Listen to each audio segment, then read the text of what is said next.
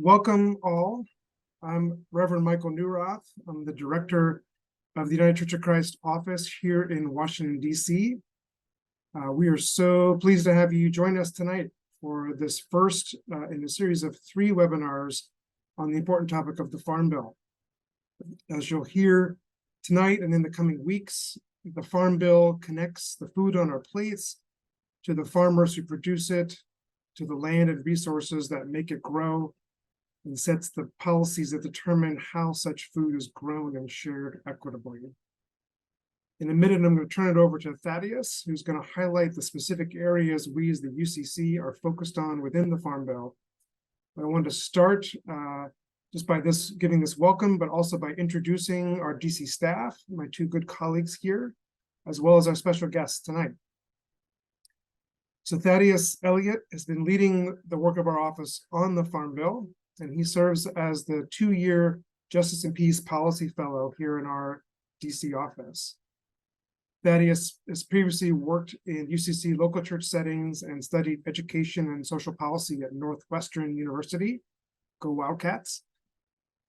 And also behind the scenes is Jesse Quinn, who is managing the chat and the Q&A block here on the back end of the webinar. And Jessie serves as our communication specialist here in the office. And among many other things she does, she also manages our office's social media. So there's ways at the end, we'll encourage you to sign up to follow our various social media accounts. And I want to give thanks to you, Thaddaeus, and to Jessie for making this webinar happen tonight. I also want to introduce our 2 special guests who are joining us, and that's Reverend Elly Mendez Angulo and Joe Van Wy. Elly is the program manager at the Franklinton Center at Bricks in Whitakers, North Carolina. The Franklinton Center is also co-sponsoring this series, which we are excited about. And Franklinton Center has a rich history as a school, as a retreat center, and as a place of intersection and liberation, which I hope Elly will go into more detail later. Elly has served in a variety of different ministry settings, including as a co-pastor of congregations, and also served on the national staff of the United Church of Christ, which is where we met many years ago. Elly has an MDiv from Andover Newton Theological School. Joe Van Wy is the Policy and Outreach Director at Farm Action, where he works to implement policies that support farmers, food producers, and American consumers. Prior to his time at Farm Action, Joe spent 7 years working in the House of Representatives, both for Congressman David Cicilline, as well as for the House Judiciary Subcommittee on Antitrust, Commercial, and Administrative Law. Joe holds a BA in Political Science from Brown University, the Brown Bears, right? So welcome to you both for joining us tonight and for helping us tackle this topic of the Farm Bill.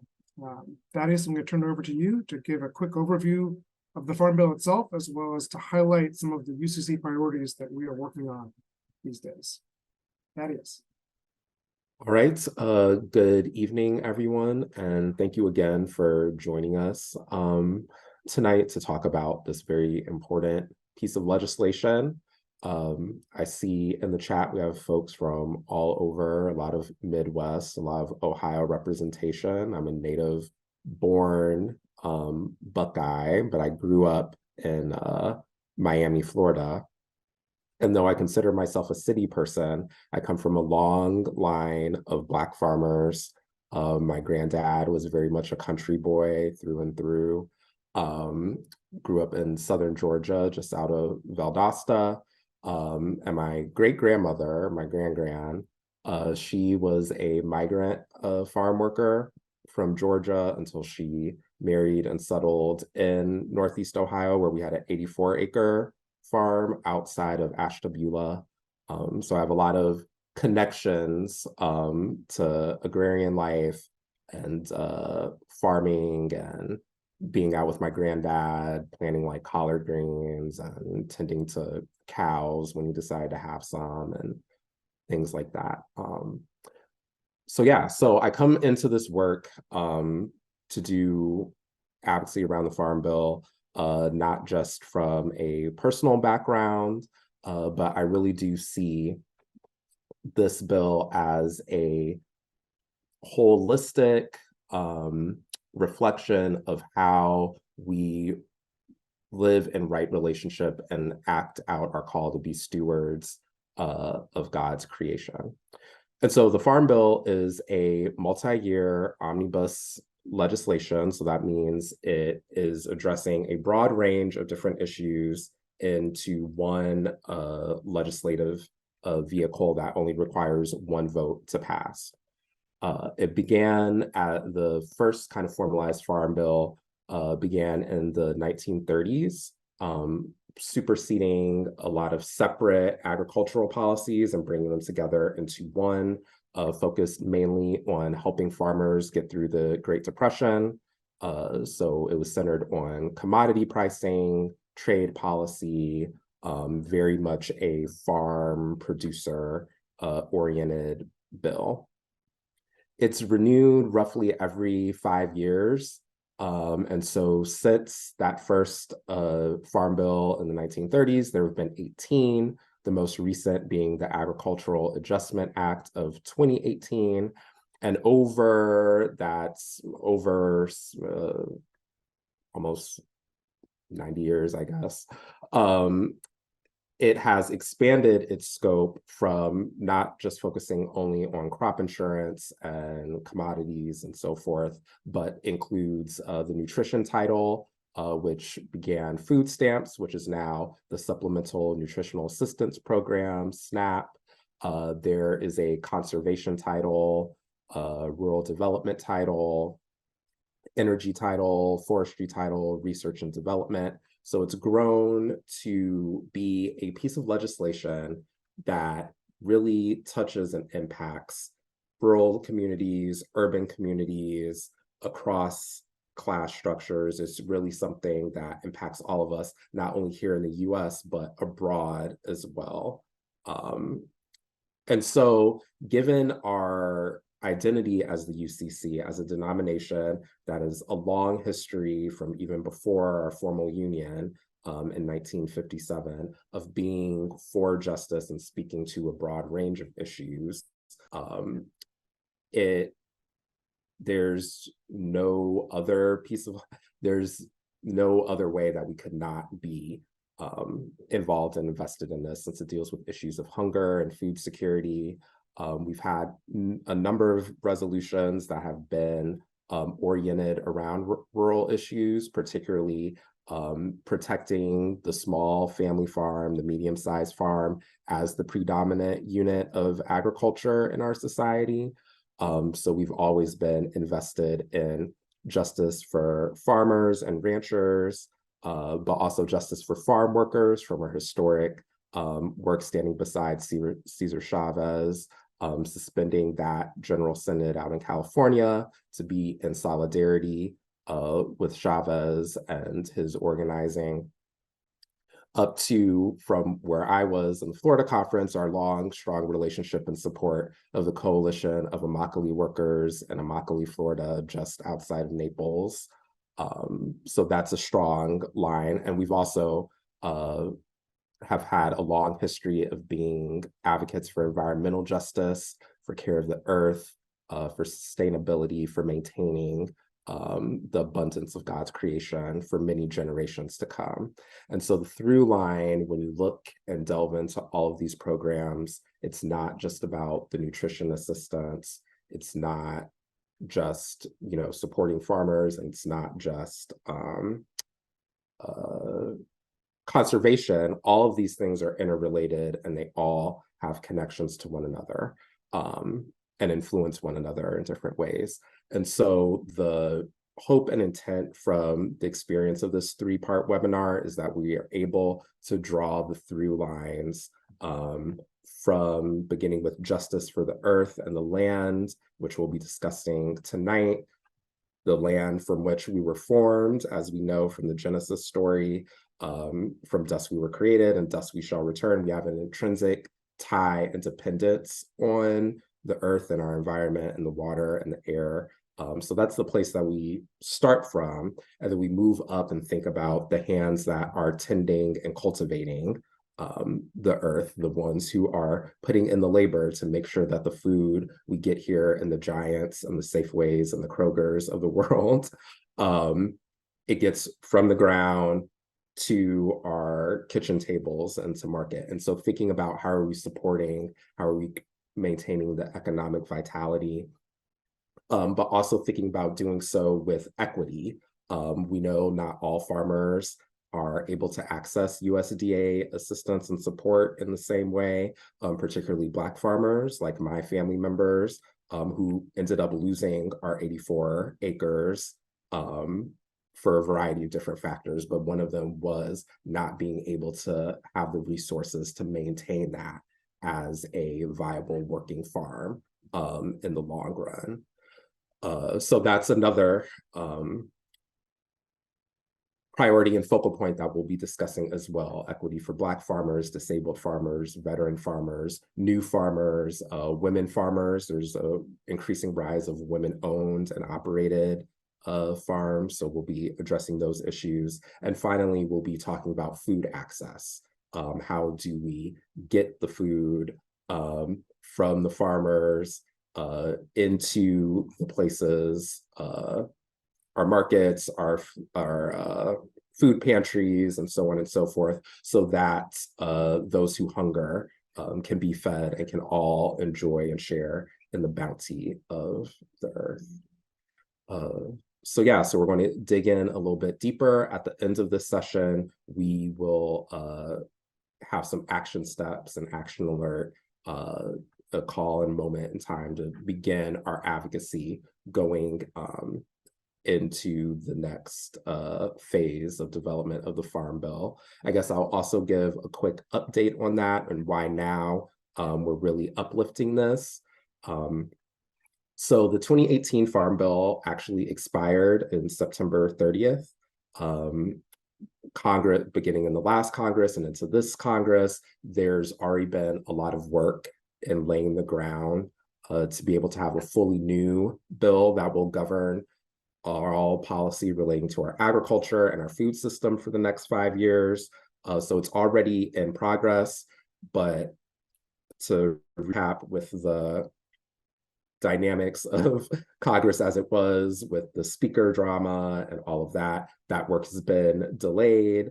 It's still looking to be delayed. So right now, the Agriculture Committee leadership in both the House and Senate side have now been announcing that they're looking to do a 1-year extension as part of the stopgap negotiations that will be happening within these next 2 weeks, to give them a little bit more time to really negotiate and not rush through a new bill. But it is very critical that something happens sooner than later, because while there are some programs that are permanent and get funding through other appropriations processes, there are a number of what we call orphan programs that if they are not reauthorized by the Farm Bill, the funding runs out. These are everything from nutrition assistance programs to farmer support programs, kind of going across the whole breadth of what the Farm Bill covers. And so the longer it takes for a new bill to be negotiated and passed through both chambers on a bipartisan basis, the greater the harms could be. So right now, this is the time for us to get prepared, to get educated, to get motivated, and to really start calling on our members of Congress ahead of those negotiations to make sure that we see a fully just and equitable and accessible Farm Bill into the next session. So with that, we'll pass it over to Joe. Thank you for that, Thaddeus. I think it's a great overview. And as you said, this is a 3-part series, and tonight we are really focusing kind of on the earth and the environmental impact and issues of sustainability and conservation. And so we're really grateful, Joe, that you're able to join us tonight to help us focus in on those issues. And the other 2, we're talking more about kind of farmer issues next week. And then in 2 weeks after that, we'll be focused right after Thanksgiving. we'll be delving into issues of nutrition, being joined by someone from Feeding America. So, Joe, I'll turn it over to you. Great. Thank you, Michael. And Thaddeus, thank you for making it so I don't have to explain what's happening in Congress for the first time on a call in a really long time. Normally that's my spiel. So I'm thrilled to not give it.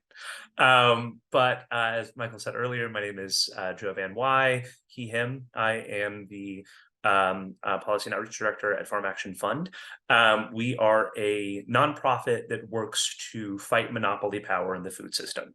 I think it's a little known fact that outside of tech, you're hard pressed to find an industry that is as heavily monopolized and controlled by just a few corporations as food, whether it's meat packing, whether it's input providers who make the pesticides and fertilizer that many farmers rely on because of some of the practices that we encourage, whether it's poultry.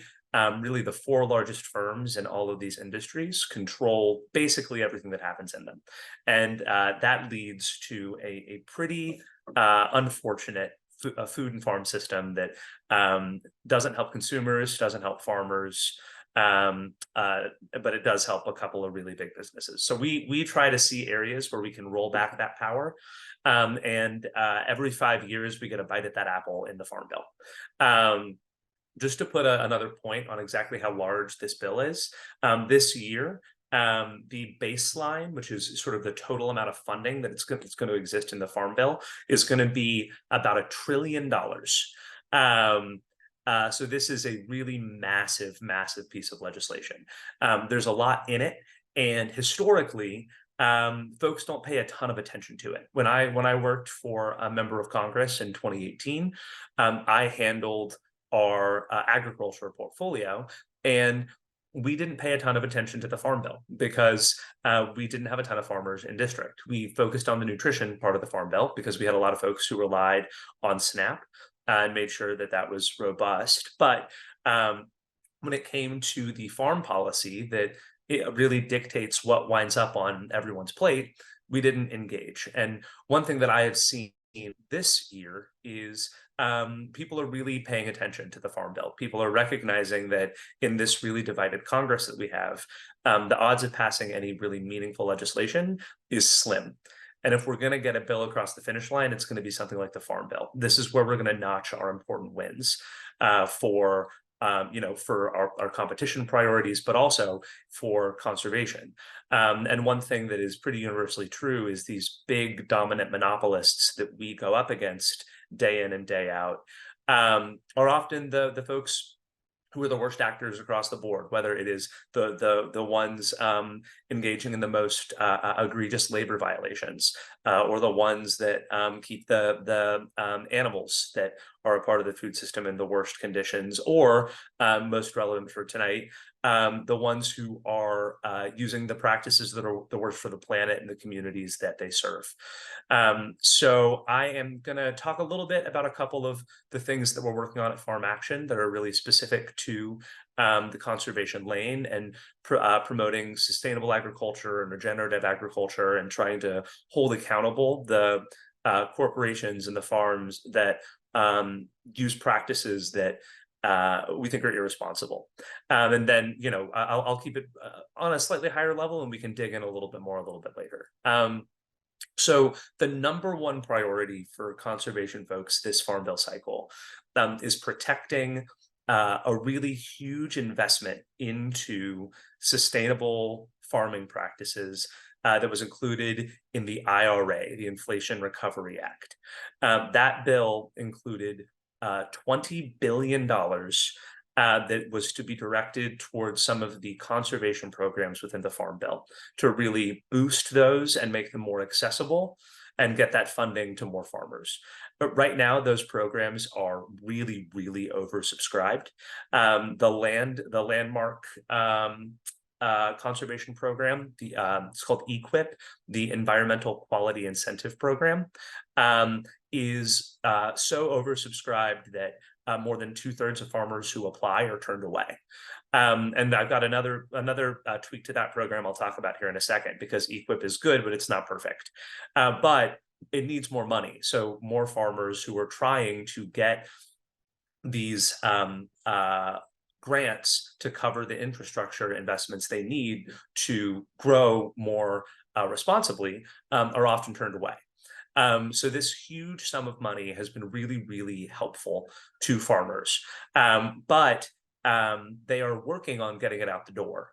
However, there are some folks in Congress who want to dip into this pool of money to use for other priorities. The one that we're hearing the most, and this is going to get a little wonky, so forgive me, is to increase something called reference prices for a couple of crop insurance programs. So the way these work, for a couple of very specific crops, if a price falls, the price for like a bushel of wheat or a pound of rice falls below a certain threshold, the farmers guarantee that reference price. There's a really strong movement from a couple of folks in Congress, in particular, the ranking member Bozeman over in the Senate, to increase that reference price. So those payment triggers will happen earlier. The problem is that change will only benefit about 6,000 very wealthy farmers in the South, and is going to cost about anywhere between $3 and $4 billion. And they want to take that money from the IRA investment into conservation programs and put it into this to make this change that is really only going to benefit some of the largest farmers who, frankly, don't need the money. One thing that we are really calling on folks to do is recognize the importance of protecting this IRA investment into climate and conservation programs within the Farm Bill, and make sure that we do everything we can to use that money where it's supposed to go, which is towards conservation programs. There are a whole host of groups that are working on this. I believe a letter went out maybe 7 or 8 months ago with more than 300 groups in strong support for not touching that money. For anybody who's ever seen a congressional or an organizational sign-on letter to Congress, 300 is a big old list. That is really one of the primary priorities of folks who are organizing and advocating around conservation programs within the Farm Bill. That being said, it's a bill that's going to be maybe 1,000 pages and covers $1 trillion. So there are a couple other things that we can do in there to strengthen these conservation programs. One that I want to go back to is to make that program EQIP that I mentioned work a little bit better than it does now. So like I said, it is sort of the preeminent conservation program at USDA, and it helps farmers cover the costs of investments to engage in more sustainable and regenerative farming practices. The problem is that right now, it does two things that we think it could do a little bit better. First, it has a pretty high cap for the size of grants and loans that it makes. Right now, that cap is $450,000.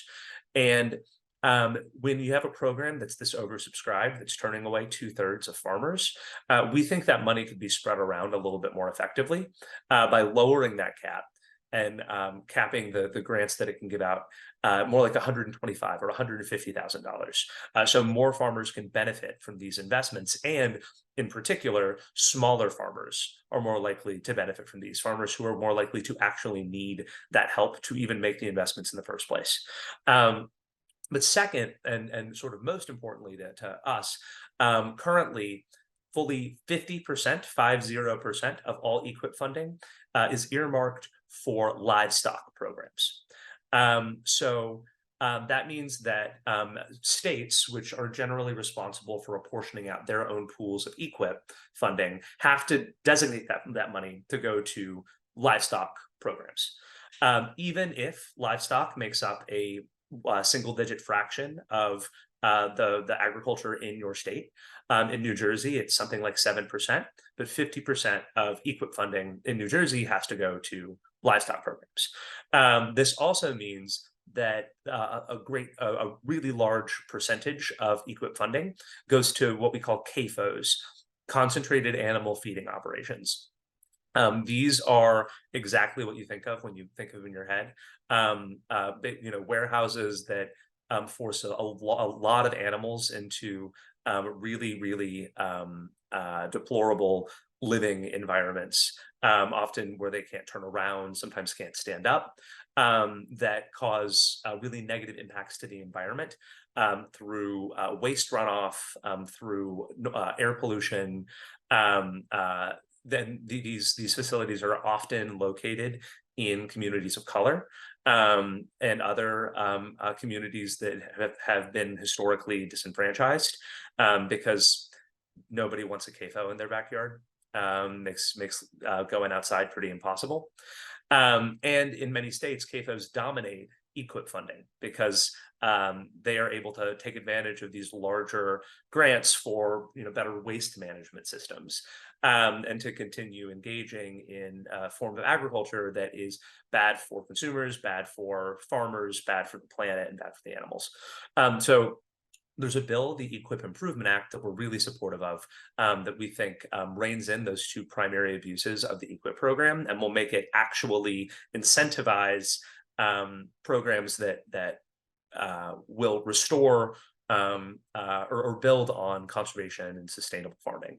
And then I want to be conscious of time, so I'm just going to flag one other bill and happy to get into all of the other ones later. But can I interrupt you for 1 second? Can yes, you just mention really quickly for clarification? So when you mention other bills, these marker bills, can you describe how those relate to the Farm Bill?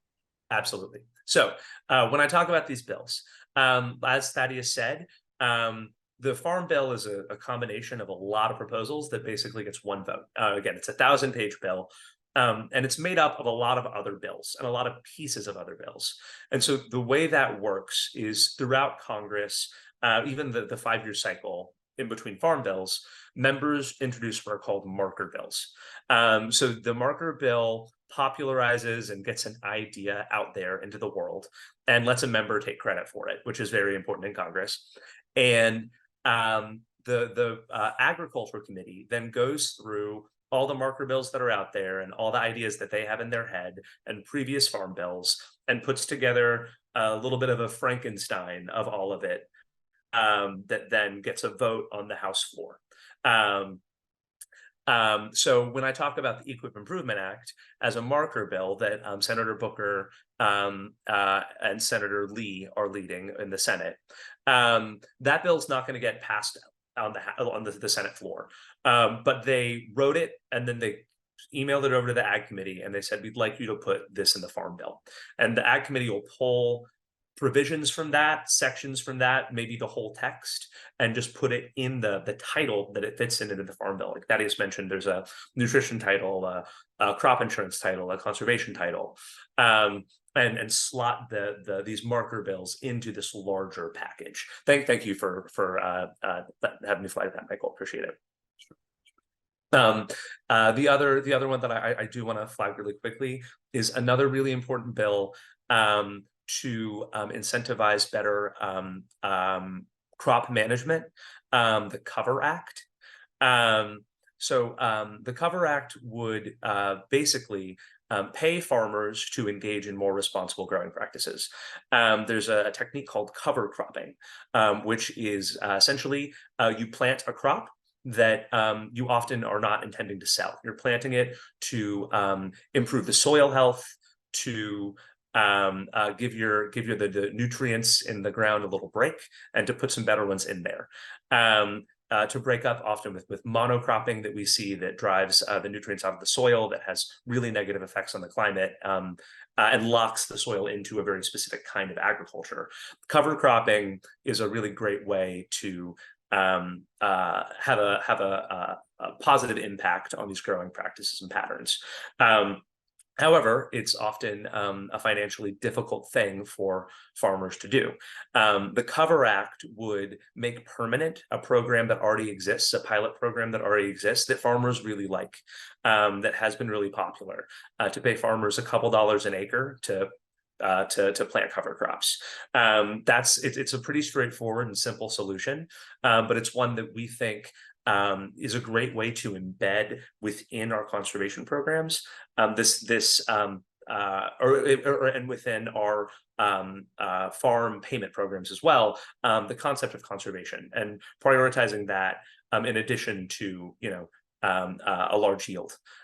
So we're really supportive of the Cover Act and encourage folks to engage in that too. And there's so many marker bills that I can talk about because it's a 1,000-page bill. There are 1,000 marker bills that people want to get in there. So we can talk about it a little bit more later, but I don't want to monopolize the time. So I will pass it back to you, Mike. Great. Well, thank you so much for that overview and for the mentioning of those two marker bills that we may cover in more detail later. But I want to turn it over to you, Elly, to talk a little bit about Franklinton Center and how some of these issues of sustainable ag and conservation get lived out in the work and legacy of Franklinton Center. Thank you. Thank you so much for that. I'm actually always floored by how much we don't know and how much we lose access to the knowledge that you have in your mind, Joe. I'm floored. I need to keep in relation with you so you can explain to me why the things that I'm seeing, how they're being created as part of a system that's bigger. So hi, I'm Elly Mendez Angulo Brown. I am the program manager at Franklinton Center at BRICS, where I have the responsibility of sitting still and being on land that has been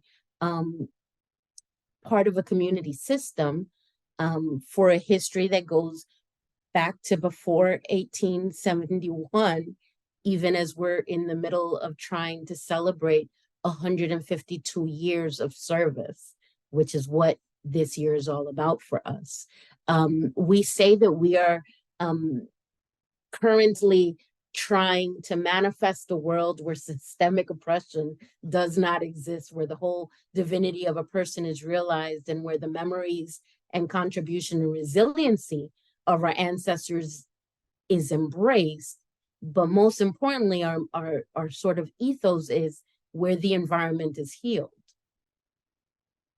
And so one of the things that we struggle with as a center is how do we live into these ideas, these big ideas that are put into small words, and be a viable member of a community at large that is impacted by the devastation that happens when we're not looking at these agriculture type bills. Here we are living on some of the richest soil in the United States, according to tradition and lore. That's what North Carolina is. We have 245 acres of land. And we have this conference and retreat center that has a history of being connected to the United Church of Christ, to the local community, to education in this rural community of North Carolina, and has always had a thought about what it means to be in right relations as humans. We talk a lot at the center about the importance of everything that is connected one to the other, all these little pieces that stack one next to the other. When Thaddaeus and I were talking, I remember saying, it's like, which one do you give more importance to? You know, people want to know, how do we do this sustainable thing? How do we make it sustainable for agriculture to be accessible to people? How do we make these farm bills the thing that people remember? And I kept saying, yeah, we don't deal with that. We don't deal with that. We deal with people. And what we're aware of is in the 3 counties that surround this beautiful little spot called Franklinton Center at BRICS, there are 3 counties. Each of the 3 counties is impacted by the other. They are historically tied to segregation. They're historically tied to Black land ownership, but they're also tied to to the enslavement of people who look like me. And many people who look like me, through the gift of education, were allowed access to a wider world around us. And so we left the farms. And in leaving the farms, much like Thaddeus, Thaddeus's family, we get to this point where if we lose the farm, then what? So many of our people in our community are struggling with the food insecurity that looks exactly the same as in the cities around us. So when you talk about DC, you talk about New York, you're talking about areas that are impacted by food deserts, or whatever the new popular term is, that still means not having access to food. Here we are on some of the richest soil in the US, and we're impacted by that same reality. Except in this reality, when you don't have access to the food, which you don't have access to if you don't have the land, you can't get it any other way. I'll give you an example. We have 3 miles from the campus is the nearest grocery store. The nearest grocery store, it only takes one red light to get through, and then you're in this little town. And this little town has a wonderful grocery store, but guess what the grocery store doesn't have? Vegetables. So if we want tomatoes in this community and the nearest grocery store is 3 miles up the road and it doesn't have vegetables, then where do we go to buy our vegetables? Well, the next nearest grocery store is about 14 miles up the road. And unlike in the city where you have access to public transportation and can take the train, the subway, the bus to get to this food, here you don't have that. You're dependent on a car, and many families are sharing one vehicle. So people don't have access to food, not necessarily because they don't want to eat well, but because there is no way to get to it. So here at the center, we're always looking for how do we heal the environment. Healing the environment is not just about making it accessible, making it healthy. It's also about giving access to those who need it. And who needs food? All of us. So yeah, Joe, I look forward to hearing your response to this question about how do we impact those communities that are being left out of the conversation. Well, thank you for that, Elly, and we're blessed that you're going to be joining us on each webinar going forward. So each time we'll get to hear a little bit more about the work at Franklinton. We do want to raise a couple of the questions that have been asked, and maybe I'll start with the one that was put in the chat by Jackie DuPont Walker. And that really is the question about what are the ways in which we can work collaboratively in localized ministries to focus more light and energy on the Farm Bill and its impact in our communities, and how Black farmers are often left out of the equation and the equity formula. So that leads a little bit about kind of both what you're just talking about, Elly, and then maybe if you have any response to that, and then maybe either Thaddeus or Joe, if you have responses to the broader ways we can shine more light on the importance of the Farm Bill in general. Elly, do you have any, or anyone, kind of responses to this question more about the equity and how Black farmers are going to be kind of oftentimes left out or disenfranchised? I know that's going to be a little bit more of our focus next Tuesday, but maybe, I don't know if Thaddeus, if you want to tease a little bit about that. Yeah, I can do that.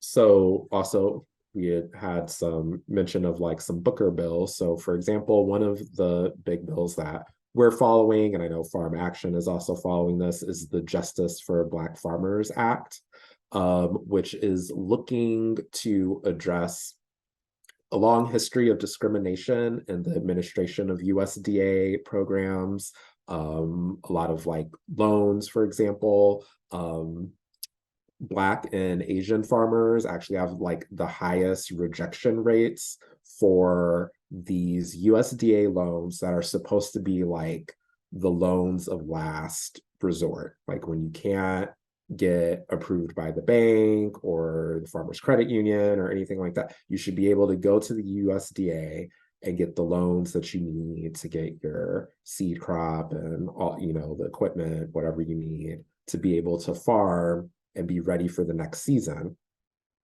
Oftentimes the outreach for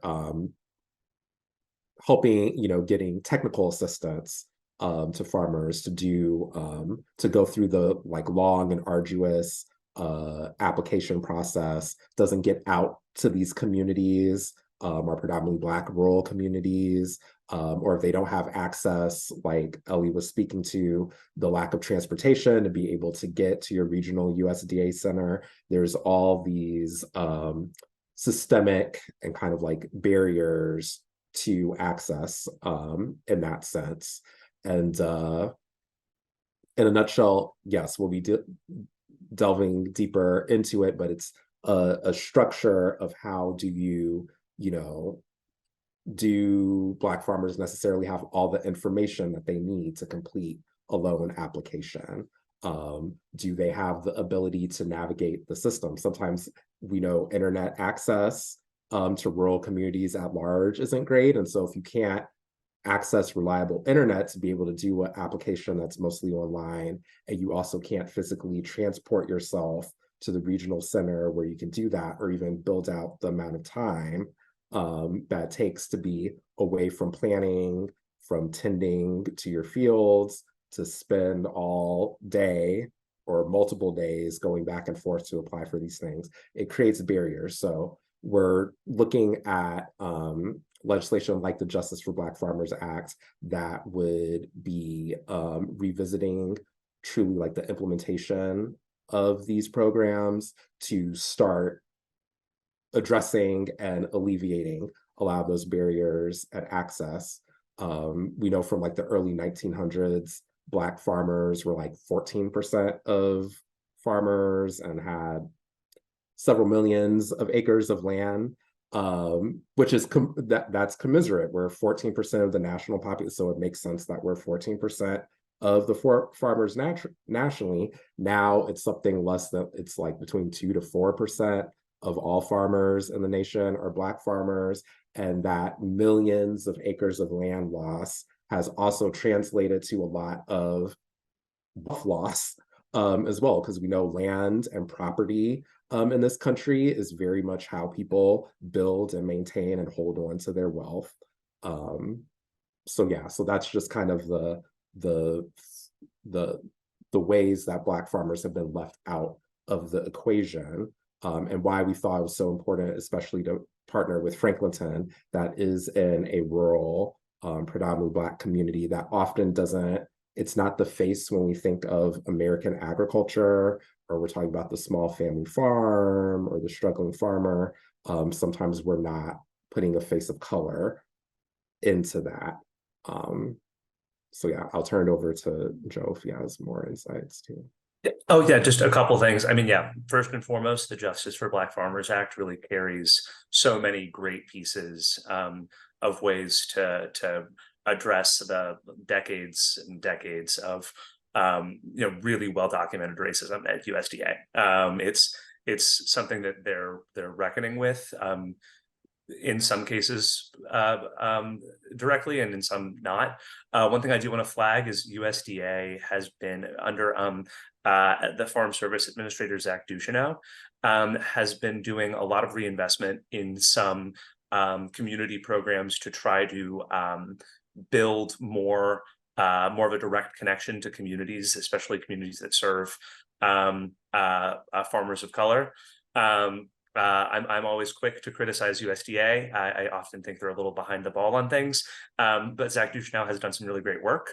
They need to keep working, but I do want to call out that if you're ever talking about work that's good, rarely do I get to say I'm excited about something happening in the government. But there are a couple things that I wanted to flag as well. One is, and it's everyone's, this is a pulse pounding topic, so everybody hold on to your hat. Crop insurance is one of those programs that, as soon as you start talking about it with most folks, you can see their eyes glaze over, but it really bakes in a lot of structural problems that either make discrimination very easy or in some cases borderline accidental, but that keep farmers, especially farmers of color, locked out of the farming process. One thing that a lot of folks don't know is to get a farm loan, you often need crop insurance. They're not very likely to give you that loan if you can't guarantee your payments. And crop insurance works really, really well for a couple of kinds of production. If you are growing commodity crops like corn and soy, and you have a lot of acres, crop insurance works great for you. If you're a crop insurance agent who's insuring those very, very easy to insure farms, writing 1 or 2 policies a year and getting a guaranteed 14% rate of return on that investment, great system, no changes necessary. If you are a farmer working a smaller operation, growing 6 or 7 different kinds of just different commodities, and especially specialty crops, you're going to have a much harder time getting a crop insurance policy.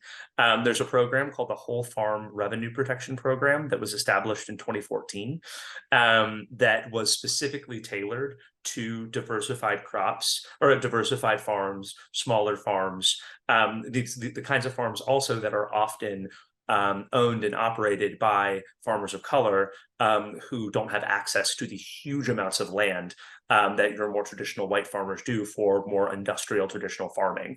The Whole Farm Revenue Protection Program has been popular when people are able to get a policy, but crop insurance agents don't see it as lucrative, so they don't write the policies. There's quite a significant paperwork burden to get them done. And they're intimidating for farmers. And really importantly, because of these decades of systemic discrimination at USDA, because of crop insurance agents who have been working for a very long time, serving a very specific kind of farmer, a lot of folks don't know that these opportunities exist for them. So one thing that we can do is to popularize these programs, to uplift some of the work that USDA is doing to make them more well-known and more popular. The road shows that they've been doing to make sure that farmers of all sizes are aware of these new programs for them, and to advocate for policies that will make these programs work better, like Senator Sherrod Brown's Whole Farm Revenue Protection Improvement Act, a bill that will streamline the process to getting these out. There are also some bills to look at how we compensate crop insurance agents.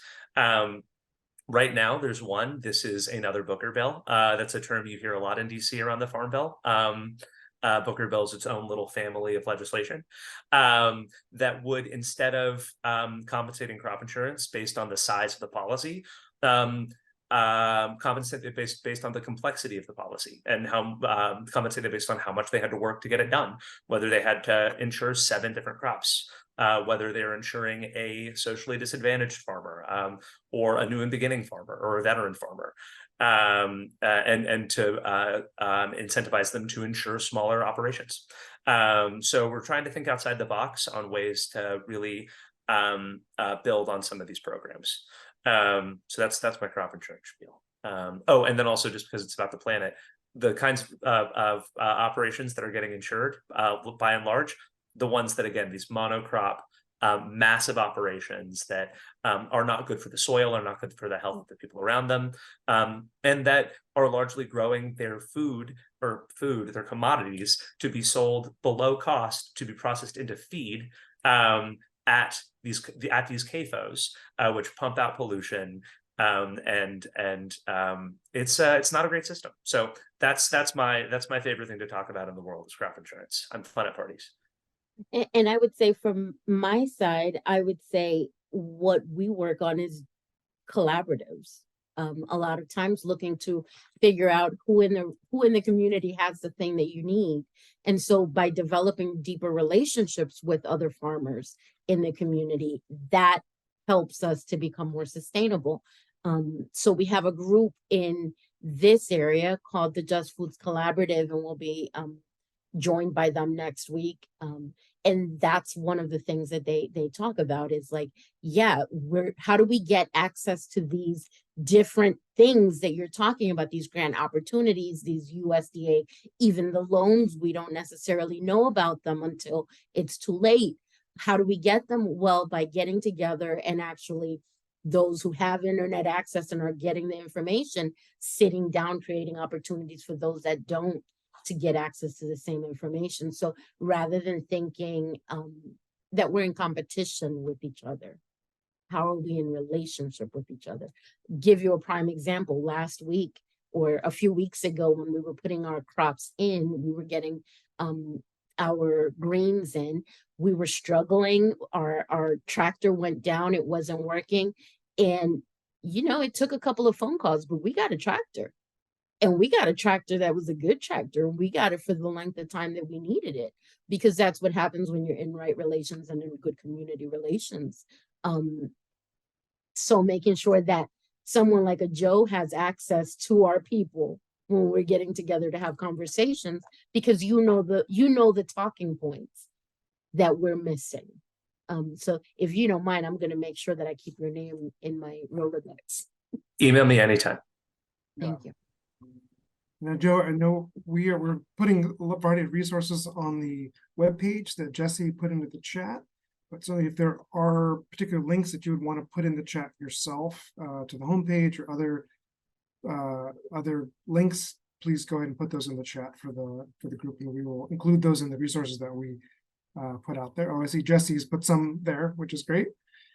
I know we're getting to the end of our time, and I've seen a couple other questions come in, but I really would like to give Thaddeus a little bit of a moment to do two things. Number one, Thaddeus, if you could connect the question around how do these issues of sustainable agriculture and conservation really have a broader impact on the climate and the environment, because that is, as the United Church of Christ, we've had a big focus on environmental justice, historically on issues of environmental racism, etc. And we know that, like the military, the farming has a great impact on the environment and on the climate, and love to see how we kind of tie those two together. And then secondly, if you can lead us into a little bit more specifically about what we can do. We've heard a lot about the marker bills already, a quick cover in the Justice for Black Farmers marker bills that are all things that we've are talking about, but there's specifically the action alert that we're pushing along with these webinars, if you can mention that as well. Yes, I will try to tie everything together because I don't want any questions left unanswered. So talking about the impact of agriculture on the climate and also the impact of climate on agriculture, it's a back and forth, it's a mutual equivalent exchange, if you will, there. So right now, when we look at the grand scale of our carbon and greenhouse gas emissions by sectors that are contributing, currently now in 2023, you have transportation and like the energy emission sectors are taking up the largest portions of the pie. So we know burning fossil fuels and, our gas guzzling cars and trucks and ships and all that kind of stuff, that's taking the biggest portion. And agriculture right now is about 11-ish or so % of overall emissions. We know through through IRA monies, the Bipartisan Infrastructure Act, and a lot of initiatives from the Biden administration, they're really cutting away at the transportation and energy sectors. So as those two sectors are on track to significantly reduce their emissions, agriculture will start making up a larger portion, not necessarily because they're going to be emitting more, it's just that the pie, the way that's distributed, gets larger. unless we also start taking measures to cut those emissions now at the same rate. And so like Joe mentioned, CAFOs, they're a big pollution emitter through the methane from animal waste. We also think about synthetic fertilizers in terms of what it does to groundwater. The loss of pollinators is another big one. Deforestation is another like climate emitter. So how are we managing for those who own portions of their land or forest? You know, how are we making sure that they're conserving that and managing those systems as well? The other thing to take note is also where we get our food and the distances it often has to travel. Like right now, I'm a Florida person, and so I know about mango season. And now when it's not mango season, I can still go to my Giant here in DC and get mango. Like I have mangoes year round. Well, those mangoes are not being grown here in the US. They're coming from like half the world away. And so even just the transportation of getting, you know, certain varieties of food in our grocery stores, that also has a climate impact. So we're also looking at creating more localized food systems that also have the benefit of increasing economic opportunity for small farmers that are growing these wider ranges of crops generally, and how that can help also improve nutrition and kind of the variety of things that we're eating. So they're all kind of interrelated. And so we're looking at bills like the EQIP Improvement Act. Another bill that we haven't mentioned, but is another big, is the Agriculture Resilience Act. That is one that we know Senator Brown has been active, or one of the staff members from, and Senator Brown's staff was one of the writers of that. So we're following and supporting that along with the Cover Act, the Crop Food Act, anything that's really strengthening conservation, the existing conservation programs, but also bringing on renewable energy onto farms, into rural communities. We know the wind farms and the solar farms have to be out where there's space. And so there's also a bit of energy stuff as well under the energy title, biofuels, all that kind of stuff as well. I believe there was also a question about how will the pending November 17th budget deadline affect the Farm Bill? So like I mentioned earlier, they're looking to do a 1-year extension as part of trying to negotiate that as part of that stopgap deal for the existing bill. So it kind of continues the same level of funding and what we already have. The proposed date I saw today was through October 2024. So it gives time for, because the House will have to have their version of the Farm Bill. The Senate is going to put their version together. They have to get passed, then they'll get conferenced together into one bill, and then that has to get passed. And obviously with a 1,000-page bill, that's going to take a lot of time, a lot of negotiating, and kind of going between people. So it can be a positive, and that gives us a little bit more time to make sure we get a really quality bill. It gives us more time to really advocate and send out our action alerts, which I believe Jesse will drop the link into the chat. Yes. So we have one kind of big, comprehensive Farm Bill alert that tries to get all of the many priorities summarized into kind of 3 main buckets. So you can click that link and read some more about it. We have a letter already drafted that you can just send as is, but it's also editable. And essentially what we're asking for is prioritizing, you know, sustainable agriculture, protecting the earth, caring for the earth through robust conservation programs, helping small farmers, particularly Black and Indigenous farmers, and traditionally underserved communities have access to things like crop insurance and all those supports that help to keep those small farmers economically viable and curtails the influence and presence and impact of large industrial corporate ag in our food system. And then finally, we're really looking in at protecting SNAP from any spending cuts to benefits, but also the additional work requirements that would see people losing access to benefits. Another initiative in one of those suite of Booker bills is the Restore Act, which would repeal the drug felony ban on receiving SNAP benefits.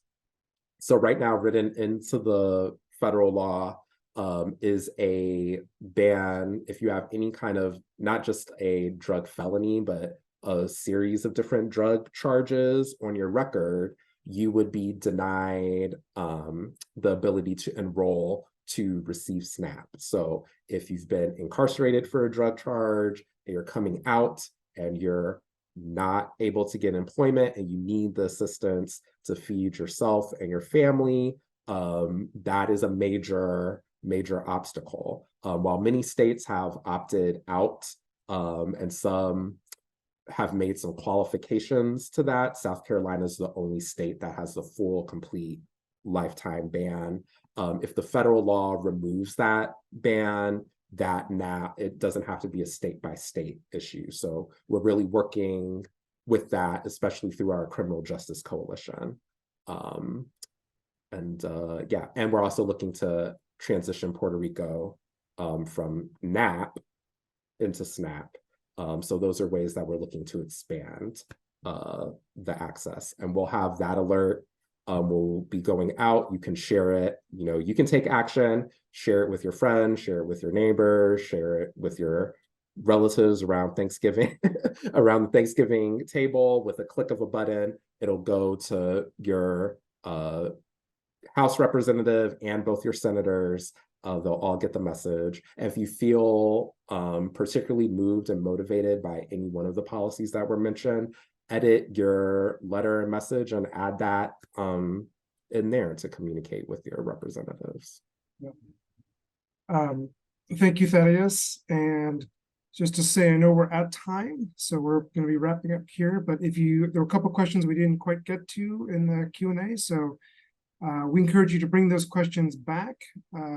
As we said, we're going to really be spending this month, the month of November, thinking about the Farm Bill and all the many implications it has for the many dimensions of life, for the environment, for the equity in the farm life that we talked about, that we'll be talking about more next week. And finally, for the issues around nutrition and SNAP, et cetera, that will be on the 28th. So we encourage you to come back. It is, as we've said tonight, it is massive. As Joe said, it's over 1,000 pages and a huge amount of money that is at stake of how we really invest these resources in our values. So it's important that we, as people of faith, as concerned citizens, speaking out on this issue. So we're going to be continuing this conversation. We'll be updating the website. We'll be updating the action alert throughout the month with different pieces of the Farm Bill, but just really want to thank all of you for coming, and also thank you, especially Joe, for joining us tonight. Elly, I know you'll be back with us. Thank you for being here as well. And we encourage all of you to join us in taking action during these next few weeks. So thank you all for coming, and peace. Thank you so much. Night, y'all. Thank you, everyone. Thank you. Have a good night.